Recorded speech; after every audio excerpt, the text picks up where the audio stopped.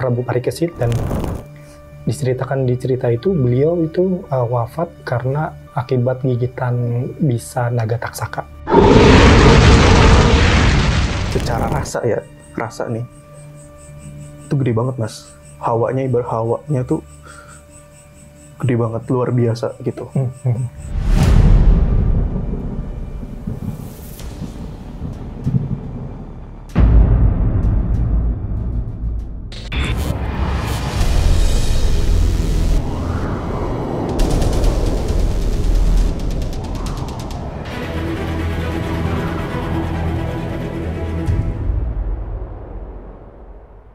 Assalamualaikum warahmatullahi wabarakatuh. Wassalamualaikum warahmatullahi wabarakatuh. Kembali lagi bersama kami di Time Travel. Rahayu dan salam sejahtera untuk kita semua. Ini apa nih cerita yang menarik yang untuk kita bahas lagi nih? Udah ketawa aja di awal. Iya. Habis mungkin lagi seneng aja kali. Alhamdulillah. Nah, ini ada yang menarik juga nih. Udah lama kita nggak cerita tentang apa ya? Figur-figur mitologi lah. Oke. Nah, mungkin udah banyak orang ya kali ya yang cerita tentang figur mitologi ini apa di seluruh dunia, di berbagai tradisi yang ada di belahan bumi yang lain, baik itu yang ada di apa ya di Tiongkok, di Yunani, mungkin ya di Nusantara itu juga mungkin ya kita banyak ceritakan juga. Nah, kita kan bicara tentang bangsa naga lagi nih. Oke. Bangsa naga. Nah, ini kan kebanyakan dari cerita-cerita orang ini kan cerita naga ini cerita tentang bangsa-bangsa yang ada di bawah permukaan nih, Liv. Lebih didominasi oleh cerita naga yang ada di bawah permukaan. Dan bahkan kita juga udah punya episode, kalau nggak salah itu Sabta Pratolo ya, kalau nggak salah. Sabta Pratala. Ya, yang ada cerita tentang bangsa naga juga. Nah, kalau dari cerita apa ya, ada satu cerita nih di pewayangan, ada satu cerita di suatu masa pasca perang Baratayuda kalau nggak salah, itu di mana cucu ya keturunannya dari Arjuna menjadi seorang raja, yaitu Prabu Parikesit kalau nggak salah ya, Prabu Parikesit, dan diceritakan di cerita itu beliau itu wafat karena akibat gigitan bisa naga taksaka. Nah, mungkin kalau misalnya Sobat Time Travel itu kalau bicara naga udah banyak cerita penggambaran kreatifnya ya, melalui film atau juga melalui karya sastra gitu, jadi tergambar nih naganya seperti apa. Nah, kalau ini aku belum punya gambaran nih tentang naga taksaka yang ada di cerita pewayangan itu. Sebenarnya kalau kita cerita tentang naga taksaka ini beliau ini cerita naga yang seperti apa sih sebenarnya, Liv? Ada nggak Alif dapat gambaran dari apa cerita ini gitu? Oke. Bismillahirrahmanirrahim. Sebelumnya mohon maaf Sobat Time Travel, mungkin suara saya agak-agak bindeng kali. Iya, menjelang pilek ya. Iya, baru kena nih tadi pagi. Kalau misalnya Mas Anton nanya gitu ya, sebenarnya aku mau cerita Mas. Oke. Nih, sejauh yang saya tahu ya Mas ya, kalau selama ini kan cerita tentang naga itu identik dengan yang ada di bawah permukaan bumi. Betul. Tapi ternyata di banyak literasi dari wilayah barat, apalagi Eropa salah satunya, dan dalam penggambaran industri kreatif, itu banyak naga-naga yang ada di langit juga yang bisa terbang. Kan banyak tuh film-film yang menunjukkan naga bisa terbang. Berarti ada fitur sayapnya? Kalau di film kan ya, gitu, betul. Atau di komik gitu. Nah, selama ini kalau kita cerita tentang naga, biasanya merujuk kepada pewayangan. Kalau misalnya di Nusantara sendiri, kita bisa lihat ya naga-naga itu ya seperti naga Antaboga, Besuki, terus yang macam-macam Antareja salah satunya juga dalam pewayangan. Dan itu rata-rata adanya di bawah bumi. Nah, kalau secara literasi, mungkin Mas Anton lebih tahu. Taksaka digambarkan sebagai naga terbang yang menyebutkan gitu dalam kisah Parikesit. Seingat saya gitu di kisahnya. Nah, cuman gini ya, aku mau cerita. Entah ini berhubungan atau tidak ya. Oke. Jadi waktu mungkin setahun yang lalu kalau nggak salah, atau 1,5 tahun yang lalu. Pokoknya ada satu waktu di mana saya tuh lagi niatnya pergi untuk ke Bandung. Pakai motor dari Jakarta mau ke Bandung pakai motor, itu lewat jalur puncak. Puncak, Cianjur dan seterusnya. Sampai di wilayah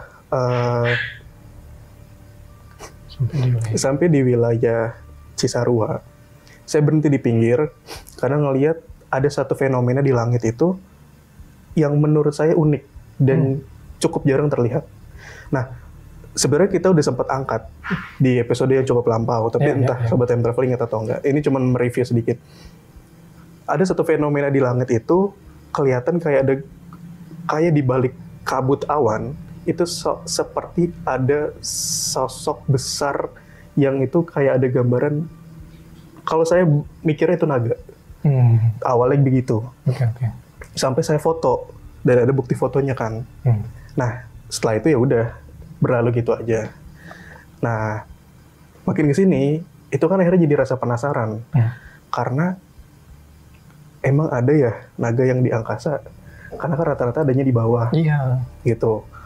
Ketika ada momen-momen di mana terbawa suasana untuk ngerasain suatu getaran energi, ternyata yang namanya energi, mungkin orang bisa katakan energi naga itu dari bawah, ternyata entah bagaimana ada hawa-hawa yang datangnya dari wilayah atas permukaan bumi, Mas. Gitu. Nah, akhirnya jadi inget kejadian waktu itu. Apakah itu bagian dari perwujudan naga itu yang ada di langit? Gitu. Taksaka? Bukan. Apa yang Alif itu lihat? Kan saya nggak tahu apakah itu taksaka atau bukan. Saya tahu cerita taksaka ketika saya baca kisah Parikesit.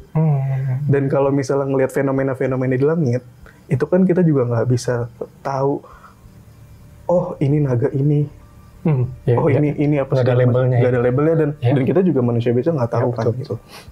Nah, selain itu juga mungkin ini cerita menambahkan itu.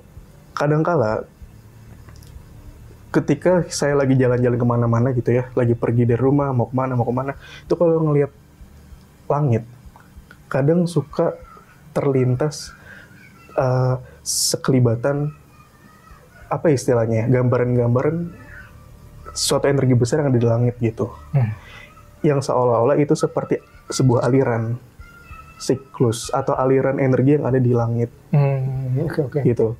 Nah, seingat saya, menurut penuturan orang tua masa lampau, bahwa yang dinamakan yang biasa kita kenal sebagai tokoh-tokoh leluhur itu adalah sebuah entitas energi alam itu sendiri, gitu. Betul.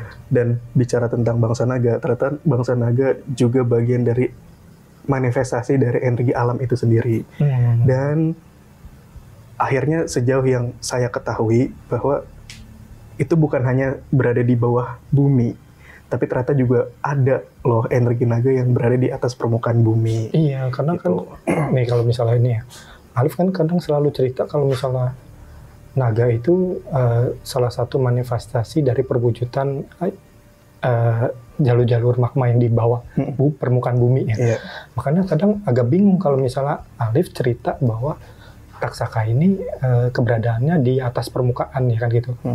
Bingung kan sebenarnya bagaimana nih caranya nih si magma ini bisa akhirnya sampai ke atas gitu ya energinya. Karena aku juga nggak pernah ngebayangin kalau misalnya naga itu terbang. Kecuali ada penggambaran kreatif yang lain. Iya gitu kan. Ada penggambaran kreatif yang lain yang aku pikir, oh iya kalau naga pasti terbang gitu. Ternyata nggak begitu juga ya. Berarti nggak semua naga terbang ya. Nah ternyata dari apa yang terasa dan dari penuturan orang tua masa lampau, bahwa energi naga itu bukan hanya dari energi naga itu ibaratnya gini Mas, sebuah aliran. Di semua wilayah bumi itu kan ada aliran, baik itu yang ada di dalam perut bumi. Makanya betul, seperti pipa-pipa di dalam perut bumi kan. Nah itu energi naga. Terus yang ada di permukaan bumi, misalnya aliran air sungai. Iya, kita kenal cerita filosofi naga. Naga. Bahkan di dalam laut sendiri ada aliran-aliran itu juga. Makanya dalam banyak mitologi atau legenda sering diceritakan kan adanya naga laut misalnya gitu. Kan banyak tuh misalnya dari Tiongkok. Ternyata selain yang ada di bawah dan di permukaan, ternyata ada juga di atas permukaan. di atas permukaan bumi, alias itu yang ada di angkasa, di langit gitu. Itu kan juga ada aliran. Ada manifestasi energi ya, bahasanya. Ternyata itu semua punya wujud manifestasi. Wujud manifestasinya ya naga itu sendiri gitu. Apakah itu yang disebut sebagai taksaka? Bisa jadi. Tapi sejauh yang saya ketahui, biasanya tokoh-tokoh seperti naga taksaka itu sangat sulit terjangkau oleh manusia biasa. Ibaratnya keberadaannya itu sangat jauh, Mas. Sangat jauh. Dan seingat saya dari penuturan orang tua masa lampau, tokoh-tokoh dengan energi sebesar beliau itu jarang muncul. Sekalinya muncul biasanya ada hal yang akan terjadi yang mengakibatkan banyak efek di alamnya bumi. Gitu. Karena beliau adalah manifestasi dari energi alam itu sendiri kan. Artinya ketika muncul ada sesuatu besar yang terjadi. Gitu. Nah, Alif, dengan penglihatan batin yang Alif miliki, sebenarnya apa yang terkait dengan energi yang tadi Alif sebut sebagai energi besar dari naga taksaka yang berhubungan dengan situasi-situasi yang ada terjadi di zaman sekarang? Gini, pertama, ketika saya ngerasain sebuah energi besar itu, Mas, saya nggak tahu apakah itu beliau yang disebut sebagai naga taksaka atau bukan. Tapi memang secara rasa nih, itu gede banget, Mas. Hawanya tuh gede banget, luar biasa gitu. Artinya kan saya jadi mikir, dengan hawa sebesar ini kan, berarti bukan tokoh biasa. Bukan energi biasa, dahsyat berarti kan. Mungkin dalam bahasa sastra kunonya, mungkin bisa dikatakan seperti dewa, energi dewa gitu, dalam sastra kunonya. Nah, kemudian dengan energi hawa sebesar itu, yang rasanya aja udah luar biasa, ketemu aja belum, ngelihatnya aja belum, Mas, baru rasanya. Akhirnya jadi punya seperti sebuah pemahaman gini, makin kesini kan kita makin ngerasa banyak fenomena-fenomena alam yang kaitannya tentang siklus alam, bisa tiba-tiba berubah, misalnya. Akhirnya banyak dampak-dampak setelahnya, misal penyakit dan sebagainya. Gitu. Nah, mungkin aja perubahan-perubahan yang terjadi di zaman sekarang dari fenomena alam tersebut yang bisa tiba-tiba berubah, itu mungkin bagian dari energinya tokoh tersebut yang dalam sastra kuno dinamakan sebagai naga taksaka. Mungkin bisa begitu. Termasuk juga yang terjadi kemarin kali ya. Yang situasi panas ekstrim sekali itu juga. Oh iya, bisa jadi. Karena lagi-lagi gini, dari rasa udah gede banget, Mas, getarannya. Dari hal-hal yang tadi saya sampaikan. Sampai ada di satu momen di mana saya mohon untuk bisa bahasanya itu kayak mohon untuk berinteraksi lah gitu, Mas, secara batin ya, secara hati. Akhirnya entah bagaimana tuh suatu waktu akhirnya saya seperti mendengar gitu, merasa dan mendengar ada ucapan dari beliau, tapi bukan secara pendengaran manusiawi ya, tapi secara pendengaran hati lah bahasanya itu. Dan beliau seperti menceritakan suatu hal yang mana ketika saya terjemahkan ke dalam bahasa sehari-hari, itu beliau menceritakan fenomena-fenomena alam yang sedang terjadi sekarang, yang misalnya gini, yang tadinya panas tiba-tiba bisa dingin, yang tadinya bisa gersang tiba-tiba udara bisa sangat kenceng datangnya, perubahan ekstrim sekali. Ibaratnya ya pancarobanya ekstrim, ibaratnya seperti itu. Akhirnya kan jadi penasarannya nanya gini, secara batin nanya, apakah itu terjadi cuma di suatu tempat, gitu kan, atau di tempat-tempat yang lain. Bahasa yang bisa saya tafsirkan cuman di semuanya, gitu. Karena dengan energi sebesar beliau itu, ya ibaratnya ya mencakup satu bumi, ibaratnya seperti itu. Bisa sampai seluas itu. Gitu. Nah, nih kan ada juga aku nemuin satu literasi juga yang banyak diceritakan di tradisi Hindu di Bali. Itu kan di sana kan ada pura. Pengubengan yang masih satu komplek dengan pura Besaki. Jadi di sana itu beliau itu distanakan di satu pura itu. Jadi orang-orang di Bali mungkin sudah meyakini bahwa mereka ini jadi kayak sebagai perwujudan energi alam itu sendiri juga gitu ya. Mereka juga meyakini seperti itu. Nah, ada keseimbangan alam yang terjadi ketika Antaboga, Naga Besuki dan kemudian beliau ini Naga Taksaka itu jadi kayak sebagai penjaga keseimbangan alamnya lah gitu.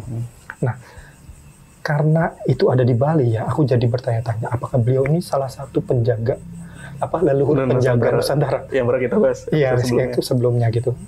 Karena ada stananya di sana. Beliau ada dilinggihkan di situ lah. Diagungkan di situ.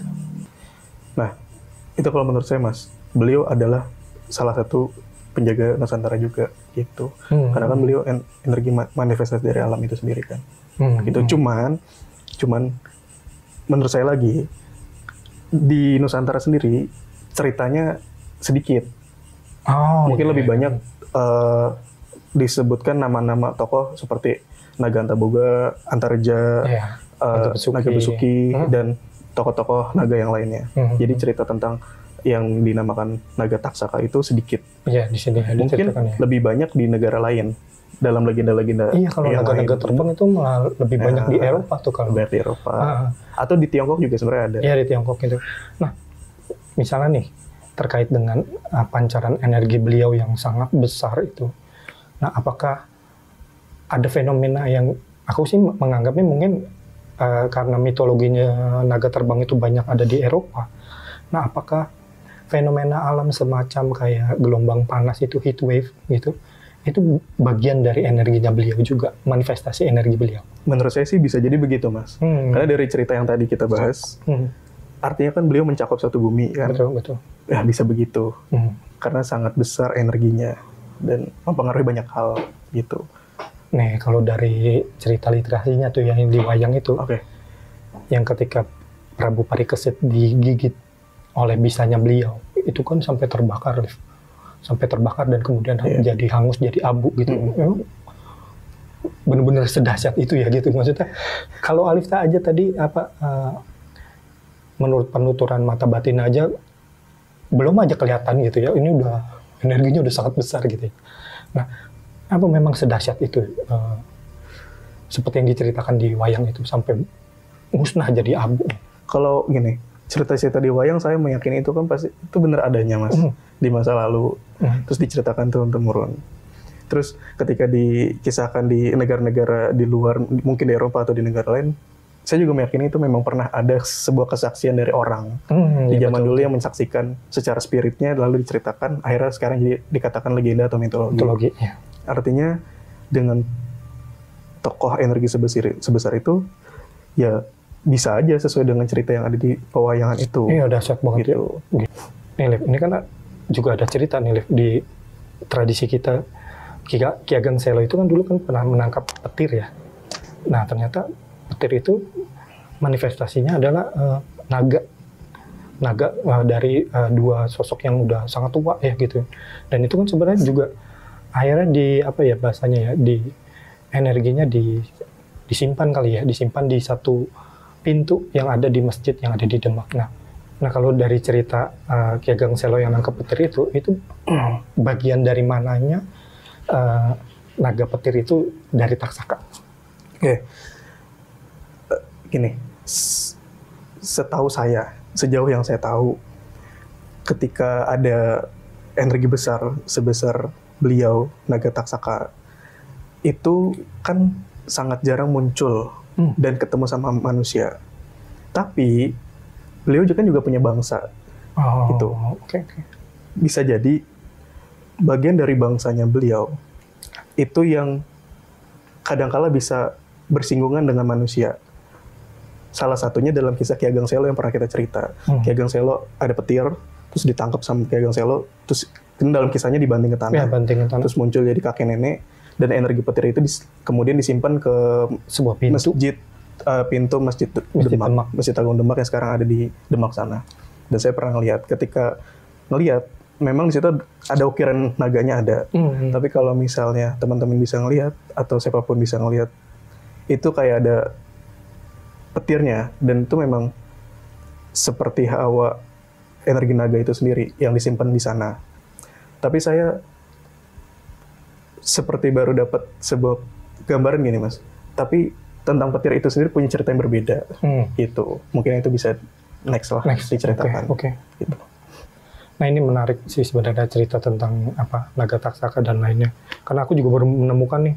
Karena tadi aku pikir semua naga itu bisa terbang. Ternyata baru ini aku nemuin bahwa ada cerita naga terbang. Nah, beda-beda ya, betul. Beda-beda. Okay. Dan ada 1000 dalam ceritanya. Dalam ceritanya. Mungkin di episode yang lain kita bisa cerita dan jenis dari naga yang lain. Insya Allah. Oke. Oke, Sobat Time Travel. Semoga kalian suka dengan episode kita kali ini. Tetap like, share, comment, and subscribe yang selalu terhubung dengan video-video kita yang terbaru. Sampai kita bertemu di penelusuran selanjutnya. Wassalamualaikum warahmatullahi wabarakatuh.